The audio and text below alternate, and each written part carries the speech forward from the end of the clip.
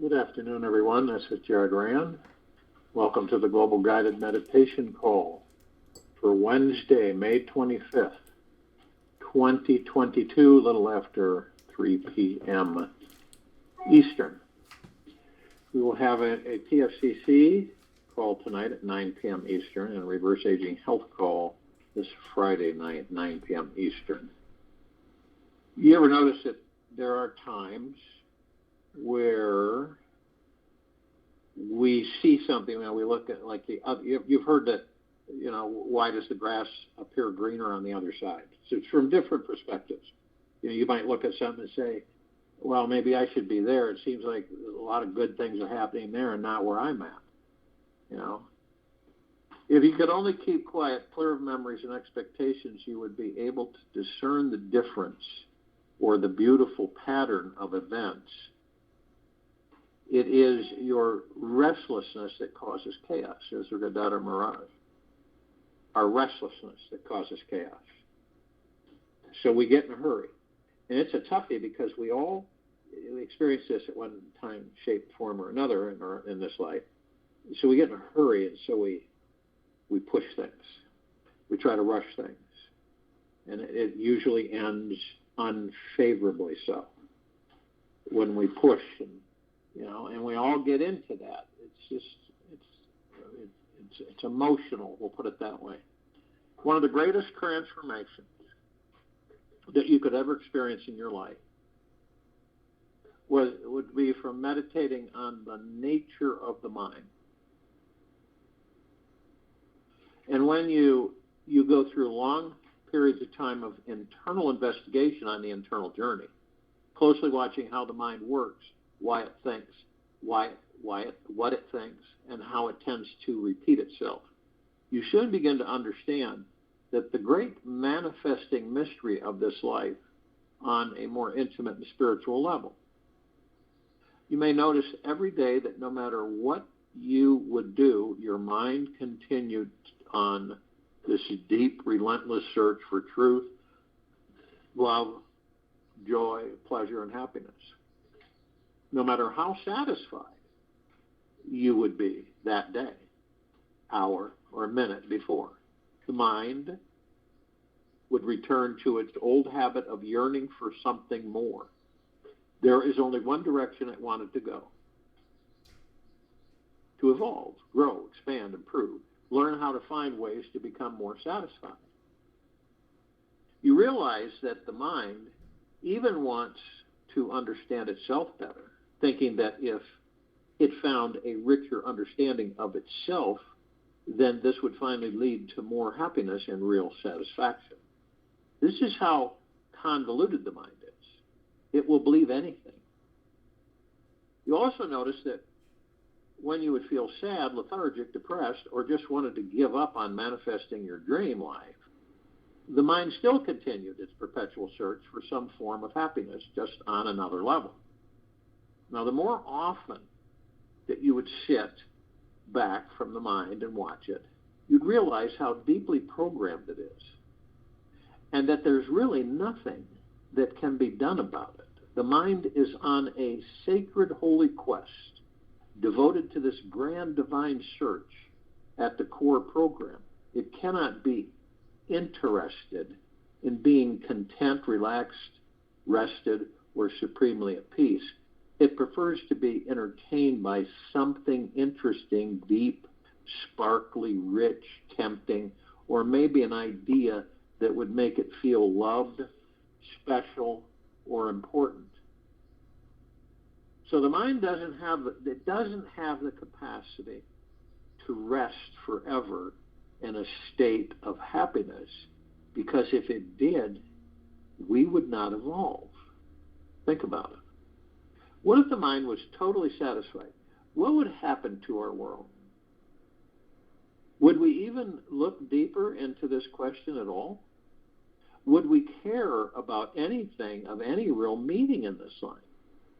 If so, why would you? Throughout our entire lives, this seeking mechanism is one machine we cannot turn off, nor would we want to. We simply choose to be deeply aware that this perpetual seeking machine is always running. The divine design of the mind is perfect, and we simply need to understand its perfection. If we are to really enjoy life and find our spiritual journey here, we need to understand first that desire is not the cause of suffering. Rather, it's our attachment to desire which holds us to the state of anxiety. Desire is not the cause of suffering. Rather, it's our attachment to desire which holds us to the state of anxiety.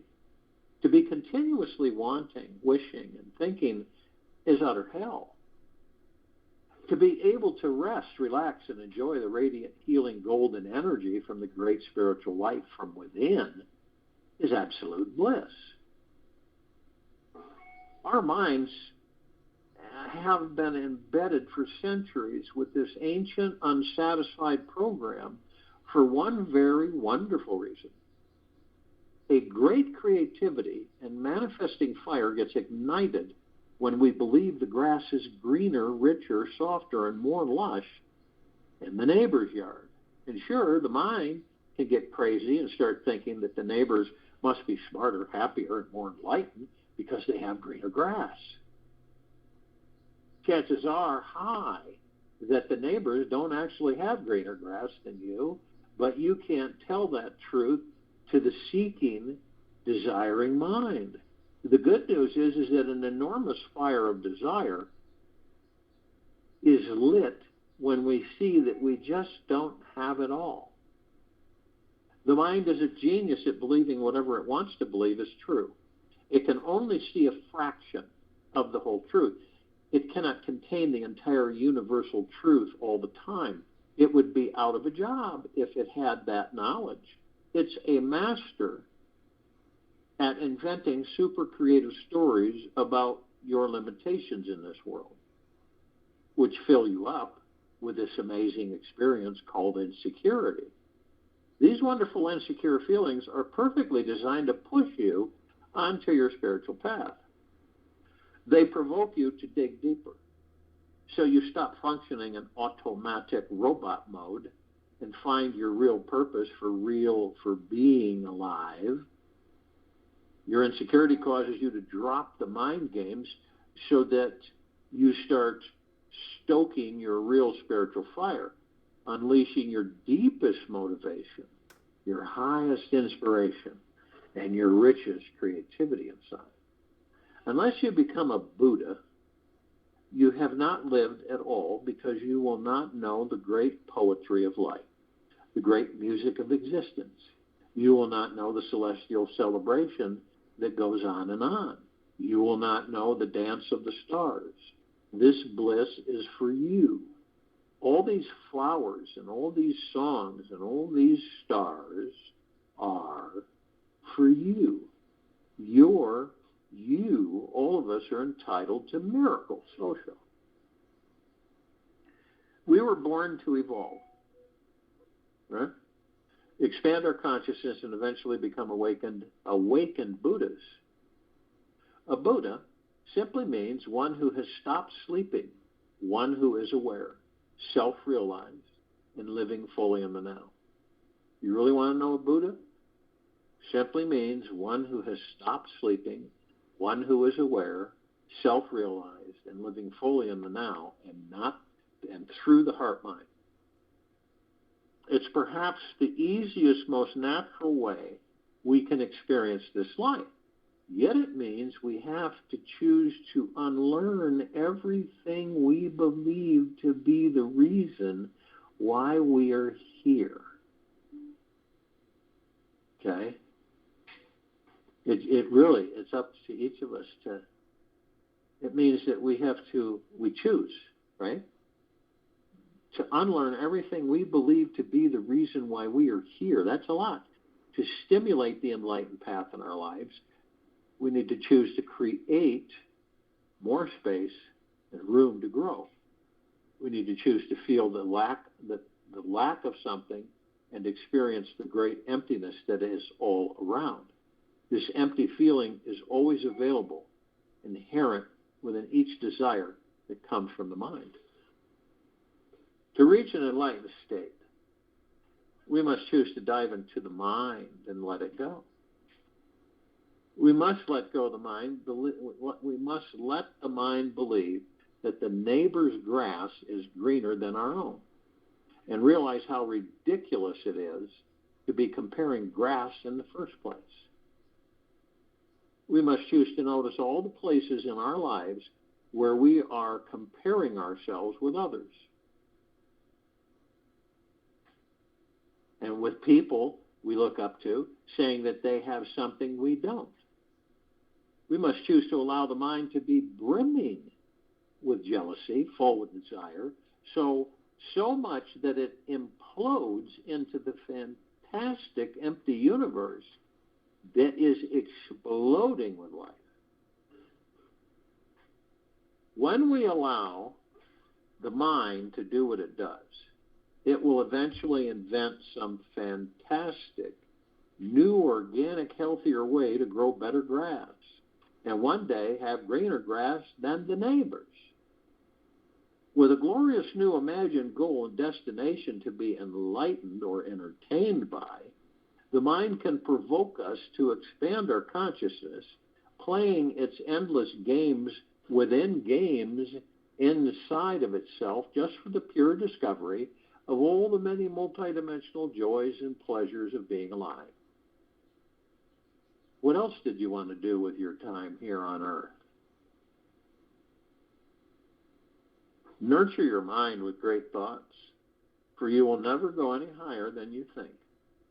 Benjamin Disraeli. Nurture your mind with great thoughts, for you will never go any higher than you think. One word of caution to you, to all of us, on our manifesting journey, be very aware of that the mind is a Jedi master at distracting us from what's spiritually real and essential.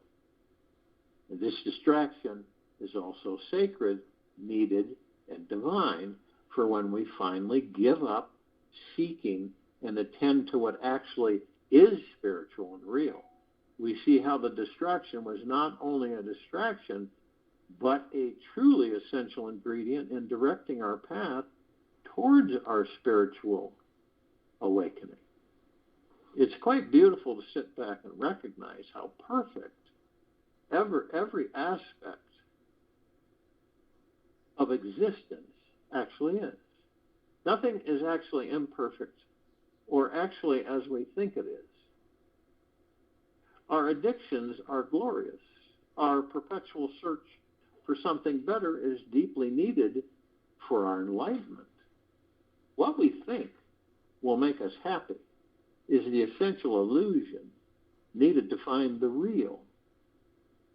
This feeling that we are lacking something is the succulent, dangling chocolate, dangling on the golden string to get us to come out of our dark caves.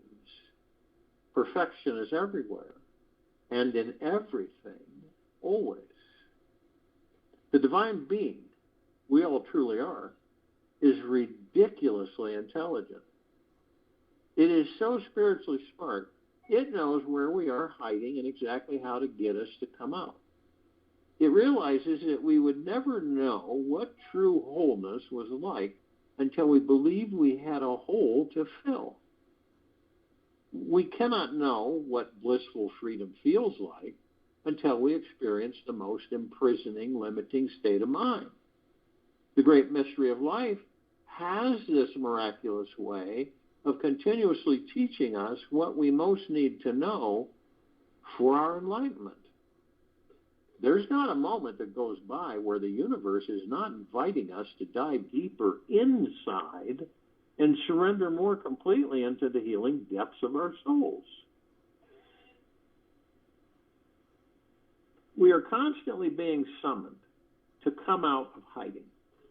The universe wants us to appreciate this sweet spiritual gift of existence. It is always giving the God source to us to liberate ourselves from the internal catacomb-like prisons of the mind. We are being constantly welcomed to see everything in our lives with absolute love and clarity. We always have this option to sit down, relax about it all, and understand our life's mission. Right now, we can stop everything. Choose to live right now. We can stop everything and choose to live in a total devotion and connection with our heart's spiritual presence. We were all born to discover that we are amazing, multi-dimensional, divine, supreme manifesting beings who can create anything we desire. This huge and truly awesome task requires that we unleash our full power and reveal our ultimate treasure inside. The greatest treasure we have is found once we stop the mind. This is meditation and is the divine doorway to opening our lives up to the highest states of energy, love, and consciousness. This temporary stopping of the mind happens every day, yet it's just whether we are doing it consciously or it's being done to us, and we have no way to create it. Perhaps both are true. Yet when we allow a new perception of reality, and like this one, it can radically change our lives forever. The coin, remember, has three sides to it, and they are all true. It's not so much the doing, but the undoing that actually makes a shift occur, letting go of the most minor shifts in perception. The slightest adjustments to how we are seeing life can totally transform out entire experience, our entire experience of who and what we are. The greatest guru has always been, always will be, ever, beyond, and forever within you, Ramon Maurici. So this week, it's quite simple. Use your mind instead of being used by your mind. Okay? Use your mind instead of being used by your mind. Worship, respect, honor, and love this brilliant, all-powerful tool so you can create what you want in your life. Stop being unconsciously used by the tool. If you don't use the tool consciously, you will be used by it. This means don't get over-identified with your tool. Don't avoid your tool. And do not flight or fight with your tool. The mind is not who you are. You are not the tool.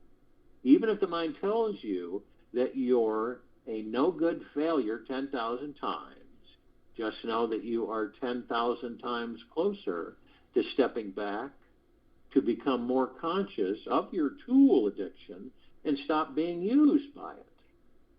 Deep down, realize your soul is ultimately in charge and running the show. Trust in this always. Deep down, realize that your soul, your God source, your heaven, the kingdom of God is ultimately in charge and running the show. Trust in this always. Trust that life has a higher intelligence than you'll ever understand, and it is taking you on the most exquisite, unique ride through this world, so that one day you sit back, become the Jedi Master of your mind, and experience the greatest form of satisfaction and pleasure. One last piece of advice for you, all of us, on our manifesting journey, which I believe is one of the most helpful ideas to learn, is this. Become devoted to being gentle with yourself. Become devoted to being gentle with yourself, no matter what no matter what, no matter what. When you can be gentle with your mind, you will master it and eventually be free from it. The mind will listen to you instead of you always listening to it. When you can have full mastery over the mind, all you'll feel is a great love and gentleness with everything, thought, memory, and experience you come across on your inner world. This is real mastery. If you can be gentle no matter what, no matter how crazy, irate, or demanding the world becomes, make the promise to yourself right now that you will be gentle with you no matter what occurs, no matter what. Enjoy the journey. It's guaranteed to get even better. So if you will, go to the place where you're not going to be interrupted. And I'm sure that we all are. And the first thing we care to do is relax these bodies we are in. And we do this through the breath. Many attempts have been tried to relax the body, to usually no avail. But through the breath, the magic, the absolute phenomenal, powerful breath, we move out of the mind, we move out of the ego, we move out of the unconscious mind. We do not have mind chatter. We do not have all that noise 24/7. We are not being confronted by tens of millions of programs flying by like clouds in the sky. We are not really thinking. We're being in the now.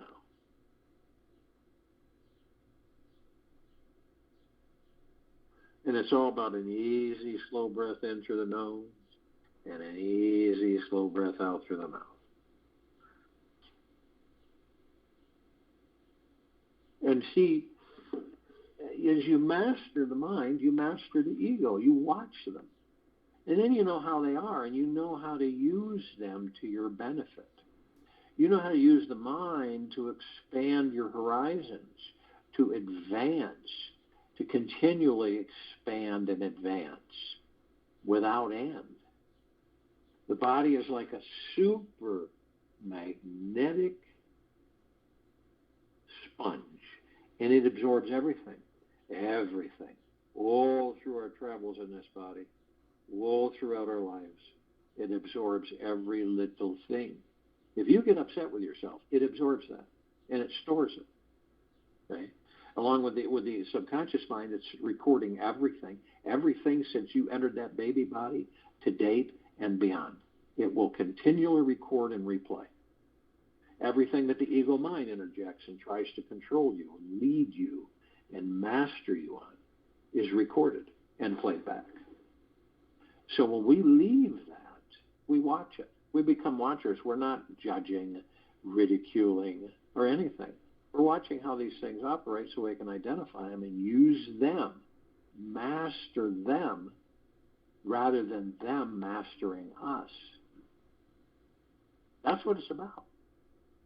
And being gentle, kind, generous, humble with yourself at all times is imperative no matter what's going on outside of you. And also being at the same time to be of the highest high, the deepest of the deepest, and the purest of the purest, eternal gratitude, no matter what is happening around you.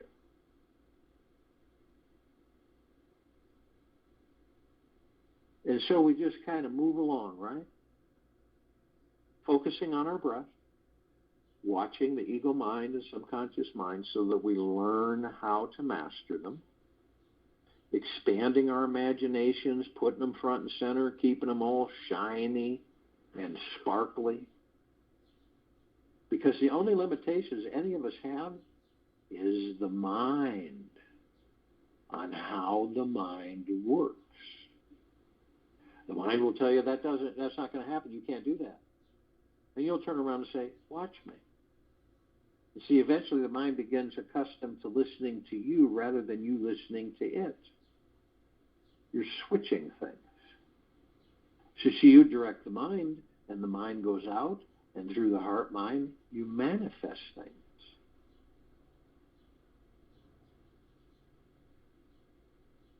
Directed energy creation. You take energy, you direct it, move it into form, you direct it in a certain direction, you create it into reality, and you experience it. Right now, the majority of the people on this planet are mastered by the mind and the ego. That doesn't necessarily mean they know that.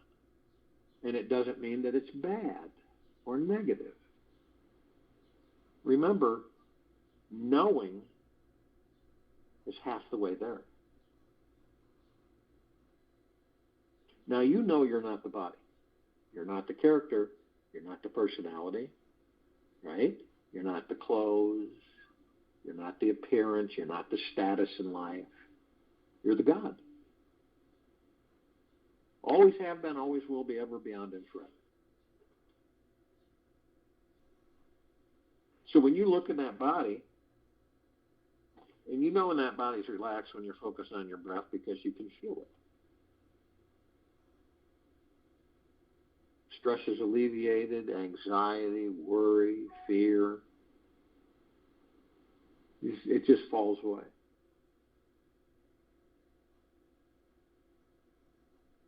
Body kicks back. As long as you stay in the now.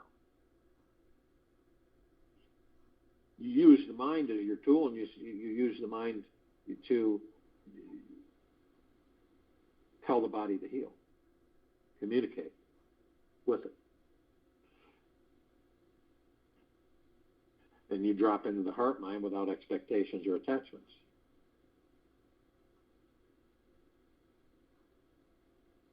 Our true peace, gentleness, kindness, generosity, and humbleness is in the now. It resides in the now. It resides within us, within all of us.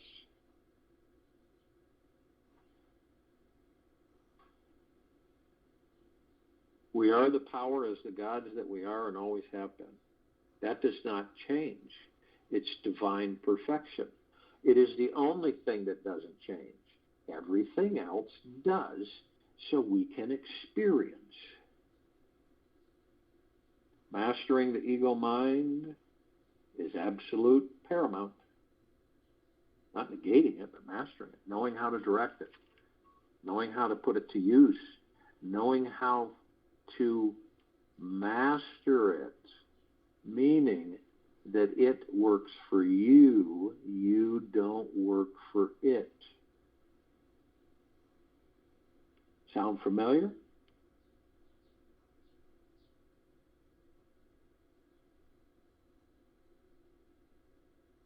Now, when you look into the body, that you know you're not the body, and you see 7 lights, 7 balls of light, and they go from the tailbone to the top of the head, those 7 lights are spirit etheric energy. You, the God that you are, is omnipotently powerful spirit etheric energy.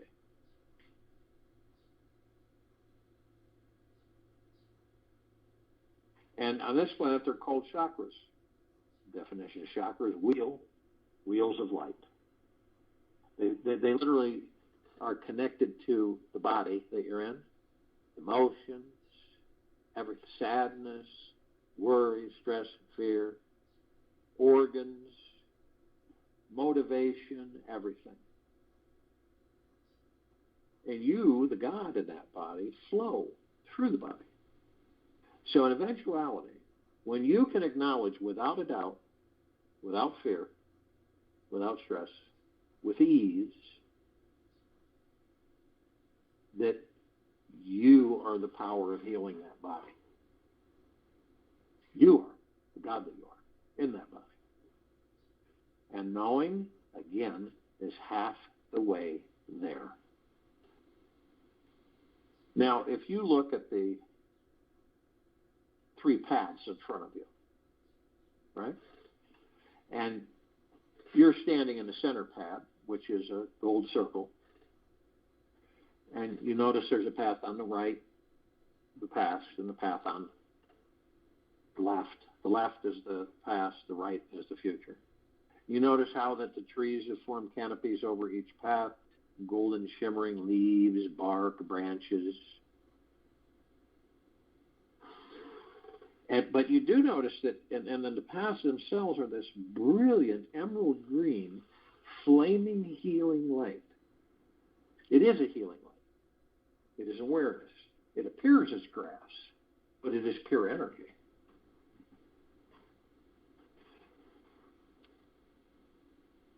Now, the one on the left, the past, you look at it and you go, wow, that's really worn. That's been used a lot. The one on the right, the future, you go, holy moly, that's been used a lot as well. Why is it the one I'm standing in front of looks brand new to now?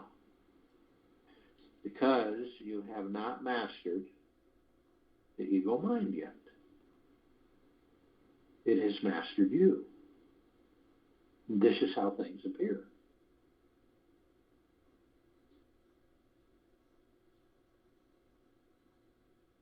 Now, we all go into the past.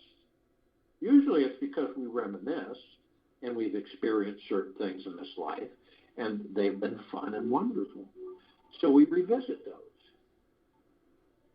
And we say, wow, that was really a good time. I'd really like to do that again. And we visit the times that we've had in our lives that, as actually we use them as guides and tools, so that eventually we begin to learn that, I did this certain way and it didn't work out. So knowing that, I'm going to try a different way to see if it works out. And we have this great hall. And at times we visit this great hall, and we open the door and we turn on the light. Now, you look into a room, you immediately will look at the walls and the ceiling briefly. But this place is so massive, there's no walls to see or ceilings to view. So, but anyway, you look and you pick up some movies and some books and some pictures. And there's an easy chair and a screen in front of you. And you relax and you watch some of the movies, you read some of the books, and you look at some of the pictures. And you reminisce, And it's fun. And it's pretty educational because it reminds us of things that we've done that we don't need to do again. But we don't stay there. And we eventually will take everything and put it on the shelves, proper place, and we'll turn off the light, shut the door, and move forward in life. And on occasion, we will revisit.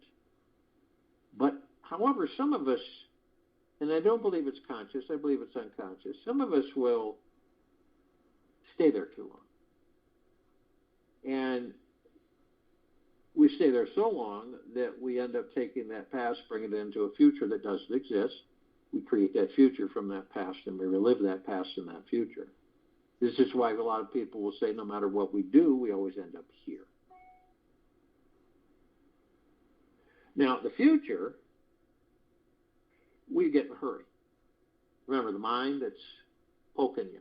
Come on, come on, come on, let's go, let's go, let's go, let's go. So the mind pokes you. And so you kind of jump in because you want to know things. We get impatient. All of us do at times. And we want to know things. Well, I want to know this. I want to know when this is going to happen. This is driving me crazy. I want to know when I'm going to get this or this is going to happen.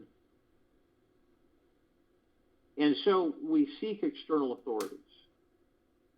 Astrologers, card readers, tea leaf readers, palm readers, crystal readers. All sorts of external authority. And we look through the cards, through astrology, what is it that I can look forward to? We know. And so what is it? Is it going to be bad or good? Sometimes it's not good, sometimes it is.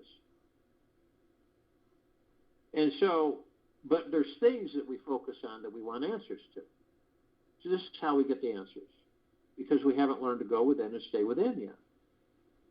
So we seek the answers outside of ourselves, which is the beginning of suffering. So we get information. So, wow, that's really going to happen in 3 months? Wow, that's great. You sure of this? Well, that's what the cards say. Or that's what your chart says. Or that's what the crystals say.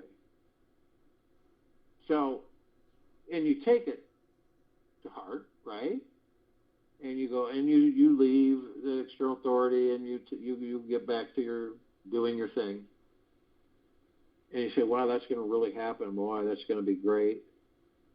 But you don't visit it again. You usually just let it go. Then there's those that will not only visit it, but fixate on it constantly, which then turns into expectations and attachments, and then turns into doubt, fear, anxiety, and worry. What if it doesn't happen? What if this is all a bunch of crap? What if it doesn't happen? What am I going to do then? Suffering, say. That's what happens. Then there's a response where, okay, no big deal. That sounds good. Now, the one that fixates and worries about it, excuse me, will push it away. Won't happen. And then, of course, they'll get upset, irritated, and worried. Stressed out. The others, it'll show up. They're not concerned about when, say, but circumstances pressure them, push them to want to know when. That's why, because the mind is going, come on, you got to find this out. We got all this going on. You better find this out. Better know. And this is how we are continually poked and prodded by the mind. And one of our destinations is to experience and understand enough where we end up mastering the mind. And we end up being the masters of the mind and not the mind being masters of us. And then we're able to direct the mind to create and manifest. And then the mind becomes more and more relaxed, content, peaceful, and secure. It's like you tell the mind, hey, mind, we're good here. Just follow me and see what happens. We're good. So this is truly about getting to know who and what you are. This is the journey within. Now, we all have parts of ourselves that are stone cold asleep, parts of the gods that we are, and then other parts of ourselves that are the gods that we are that are awake, consciously aware to a certain extent. Consciously aware simply means that we know deep within ourselves, through our heart minds, that we are of and from the highest of the highest high, the deepest of the deepest deepest, and the purest of the purest purest, eternal love. We know that. The parts that are asleep, we deeply love them as much as the parts that are awake. No difference, okay? And so all the parts, every physical vessel has a God within it. Huh? And eventually we begin to realize that, and we begin to look at that and say, wow, that's amazing. So you kind of put all these things together, and you begin to learn. And remember, you're always gentle and kind with yourself. You're in deep gratitude at all times. And sometimes things pull at you where it's difficult to be in gratitude. That's true. But you can always find something. No matter what turmoil you're experiencing, no matter what's going on in your life, you can always find something to be grateful for. Always. And I think we all know that. The old adage, there's always a silver cloud. There's a silver lining to a dark cloud, which means there's the pro and the con to any situation, pro and con. Once we begin to realize that, the wonderful good things come with what? To us, you give wonderful good things that you've experienced. What are they? Well, let's say that you come across a great wealth, right? And you're elated. You go, wow! All of the stresses and pressures are all gone. They'll be melt away with this coming into my life. But then, what's the con of that? Managing, the wealth, trusting people to manage it, protecting the wealth so that you can equally distribute the wealth in certain directions. All of the things that you will be responsible for. See, that's the con of it, the responsibility part. Or you get a brand new car, right? What do you have to do in order for that car to stay running? You got to maintain it, right? You got to trust those you take it to. You got to know that if you don't, then it'll break down. Tires, whatever it may be in maintenance, shocks, engine, transmission, paint, interior, all of it. But we're not thinking about that when we first get it, right? And then the rest comes in.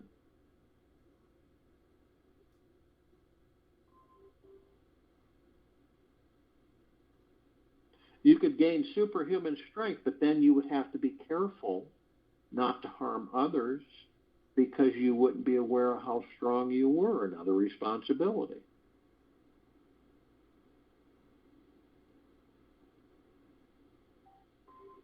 All put there so that we can learn and experience. When you say to yourself, I've seen it all, something shows up that you haven't seen. You ever notice that? When you think you've seen it all, experienced it all, something shows up that you go, I've never experienced this, or I've never been witness to this before. This we're always learning. Always. All of us are learning on a continual basis. Because think about this, just for a moment, using your mind to think about this.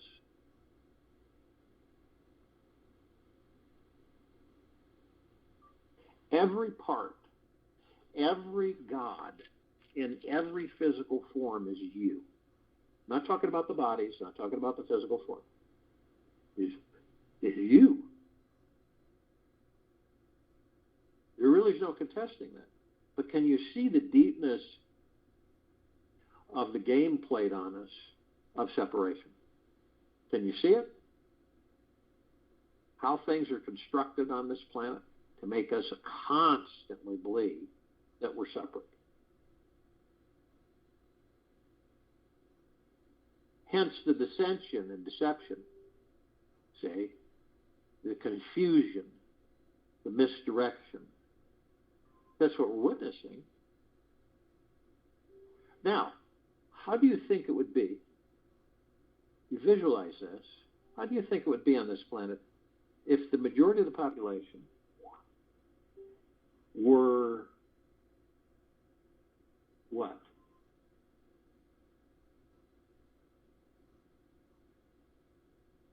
If they knew deeply that they were a part of all of it. How do you think it would be? Do you think someone would come up to another and cause them harm? No. You think you would do that knowing that? No, you wouldn't. Why would I harm myself? And of course, there's misguided people that on occasion will do that. But they do it to their physical form. The point is that the majority of the people on this planet do not know who and what they are. So they believe in separation. Doesn't make them bad. Just makes them confused.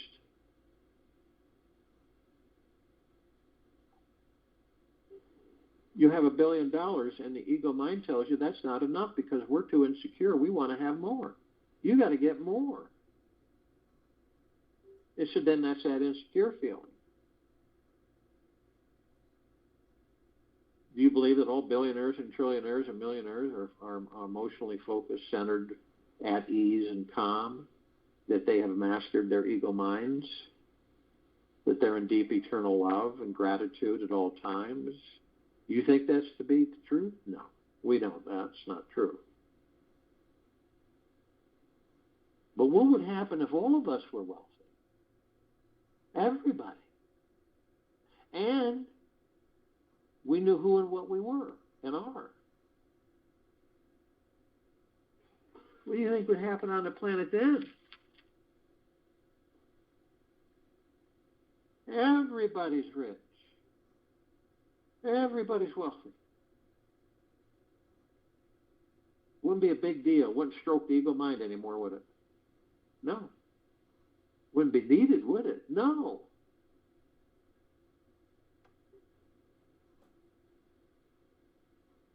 This is why we are ending the prison status of planet Earth. Because the collective consciousness of its awareness is determined that it's time to move on, to move into higher existence and frequencies, to become aware of who and what we are, and to master the ego mind and to expand our horizons. And mostly operate through the heart mind. So you can use, we've got all these tools, all these vehicles. Do you think the Ascended Master, Kuan Yin, Maitreya, Buddha, Lakshmi, Ganesh, Gaia, Saint Germain, Christ, El Morya, Abundancia, Pel, Thoth, Yahweh, Yeshua, do you think that any of them haven't walked the same path to learning how to master their ego minds while in physical form? Well, of course they have. What about Buddha, Maitreya? You heard the definition of Buddha and Maitreya, the same thing. It's discovering, wanting to, right? To discover that, wait a minute, my mind and my ego has mastered me, and so I want that to change, and so I want to master my ego mind. And I will do that through my breath and being in the now and focus on how they work and operate so that I can direct them rather than them directing me. This isn't anger, it's not frustration or revenge or hate. It's the opposite. It's pure, deep, eternal love, gratitude, peace, generosity, humbleness, bliss, joy, all of it. Can you see why we're always, that the lower dark matter, survival matter frequencies are constantly trying to get us distracted, aren't they?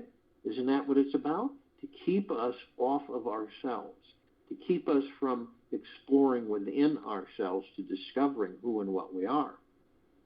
See, and what does that do? That generates knowledge. Knowledge is power. Ignorance is evil. So as long as they can keep any of us separated, which is an illusion, right, from ourselves, the more they have the power to oversee. And where we hear hundreds of millions of us on and off world, focused on this planet, none of us in separation, we're all connected in all that there is, ever has been, ever will be, ever beyond, and forever. In all the universes, in all the metaverses, in all the quantum realms, at all vibrational frequency levels. And what are we doing here? What's the purpose? Well, to discover who and what we are and to liberate this planet.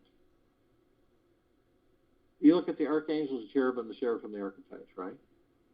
Their civilizations, they vibrate at a different frequency than we do. We don't see them like we see everybody or each other. Now, they give us messages all the time. They also know that we have amnesia. So we don't remember who and what we are. So we're on a path of rediscovery. So they give us messages, and they give us opportunity to acknowledge how grateful that we can be, how thankful and appreciative we can be.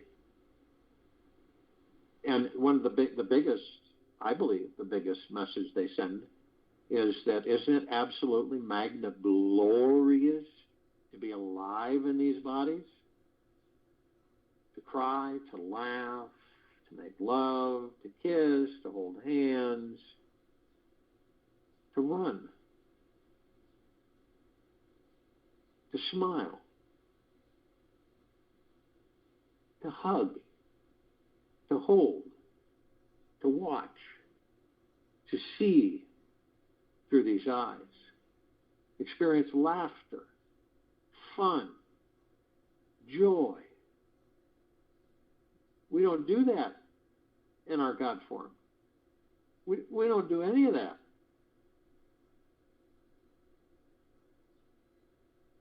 To experience physical form is off the charts.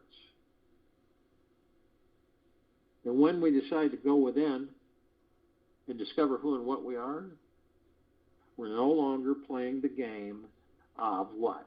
Material physical world. Because we created that just for our entertainment.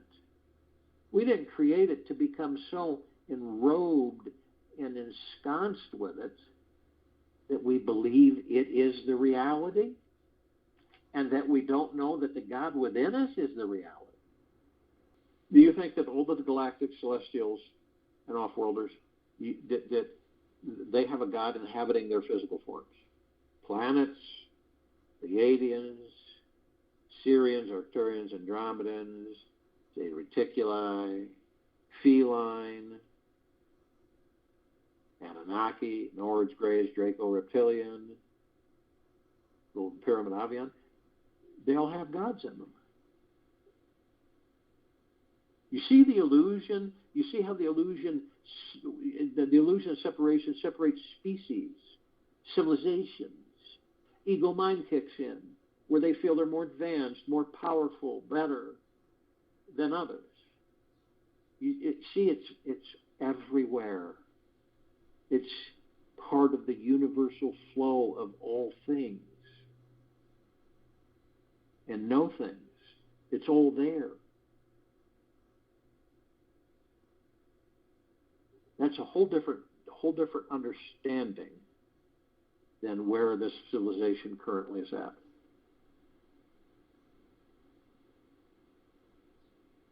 And it's learning to understand that we are not separate. We never have been, and we never will be, ever, beyond, and forever. We are one. We're in full compassion, non-judgment, non-ego, non-negativity. Stillness of mind, gentleness, kindness, generosity, humbleness, bliss, joy, peace, tranquility, benevolence, prosperity, abundance. And we're all one, we're all God, and we're all love. And our God force, love, light, energy isn't all that there is, ever has been, ever will be, ever, beyond, and forever. Continues to grow, expand, intensify.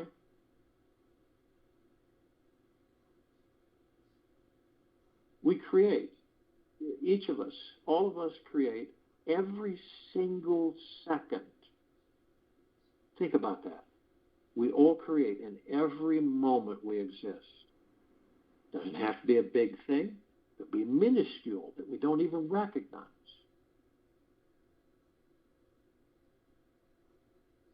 I wish those trees had more leaves and they were greener. See? That's a creative thought, right? It's creation energy, moving energy into form, creating it in reality, experiencing it. Although most of us wouldn't acknowledge the fact or know it to identify that not too much later we look back over there and those trees have more leaves and they're greener. So we don't visit it, say. We create it, but a lot of the times we aren't consciously aware that we're creating it, so therefore we don't visit it. We create a crystalline tower, right? Massive, larger than the solar system and beyond. That's huge. Crystalline tower represents what? Represents The golden ocean, which is deep eternal love, which all of us are part of. The column, the golden white ball of light, the oblong, the sphere, right? All a reflection of who and what we all are, deep within us. Our meditative sphere is a representation of all the meditations that over 4 years that hundreds of millions of us on and off world have put here and that are circulating here. Complete liberation of lower dark matter, survival matter frequencies. All of the corrupted souls, all of the goop and the AI goop and all of it, we're eliminating it. And we've taken our minds and focused our minds on that as us being the director of the show, rather than the mind, the ego, being director of the show. We are stipulating and directing, using the tools that were given to us in these bodies, the mind, the ego, the heart mind, and we are literally obliterating this low, sludgy, vibrational frequency. Because we don't care to have it anymore. We don't care to experience it. We've experienced it, all of us, lifetimes and lifetimes. Does it make any sense to any of us that we continue to experience it over and over again? No, it doesn't. See? So we become awakened to the extent when we identify that without judgment. It's to say, okay, I really am deeply grateful that I've experienced this. Now I want to experience this. See, you never know until you experience it, right? We all have ideas. We all have kind of thoughts that we sit there and say, wonder what it would be like to experience that. You ever done that? You know, you might be seeing someone experiencing something, to jump in a hot air balloon or skydiving or doing something, all right, whatever it is. And you go, wonder what it would be like to do that. Wonder how it would feel to do that. We don't know until we do it, right? We don't know what it's going to feel like. And so some of us will say, well, I'm going to do that because I want the experience to know what it's like to do that. That's this life for all of us. And the majority of the time, it is an unknown, isn't it? Isn't it an unknown for us? We don't know what it's going to be like, but we do. It's like, I've never been on a roller coaster, but look at them. They're having a lot of fun. I wonder what it'd be like for me to get on a roller coaster, see what it'd feel like. It's an experience. Some of us will say, oh, no, it's too scary. It's not for me. Fine. Others will say, I'm getting on there. I want to experience that. That's what we created here, guys. We created a planet. We literally have, because we're part of everything. We created a planet to entertain us so we can experience certain things. Now, a lot of them, we view them and say, oh, that was horrible. I don't really like it. Why would I want to experience that? We experience both the good and the bad. We experience bad and good and bad. We don't always have to engage. But in order to experience, it's like, what is it like to be that tree? I wonder what it feels like to be that tree. You can literally experience that briefly and what it's like to be any physical form. Imagine your body is a loose, limp, wet noodle. Stop all your striving and contraction about everything in your life. Sit down and focus on the feeling of being spineless and totally flexible. Don't just what happens from this, just do it. Don't be concerned about what happens from this, just do it and stay limp. Now, what are the results going to be if I do this, and what the outcome is going to be? One moment at a time. And soon, you'll notice a deeper experience of peace and expansiveness begins to happen in your body. Whenever any muscle in your body starts to contract, other than what normal activity would entail, Practice this wet noodle feeling and let it expand until you are completely at ease. I'll join you to meditation and return to close self.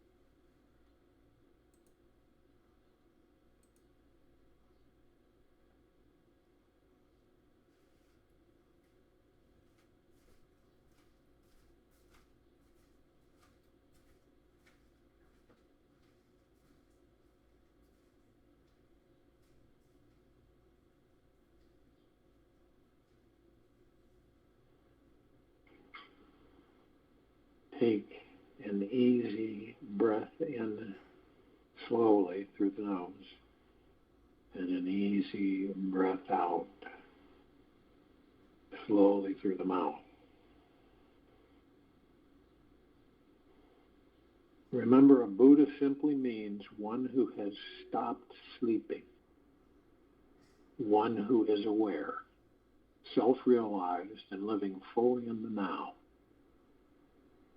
It's perhaps the easiest and most natural way we can experience this life. Yet, it seems we have to unlearn everything we believe to be the reason why we are here. Sometime during the day, this day, take about 30 minutes to laugh about anything and everything that you can. You may need to take it, you may need to fake it until you make it happen for real. Yet let the bubbling joy of your belly shake you free from any stuck energy inside. Let yourself laugh more than you have in years today. Think of only those things that lighten you up. Be a crazy, silly Willy until your belly hurts. You'll get a good core workout in your stomach as well. Take this with you for the rest of the day into the evening and night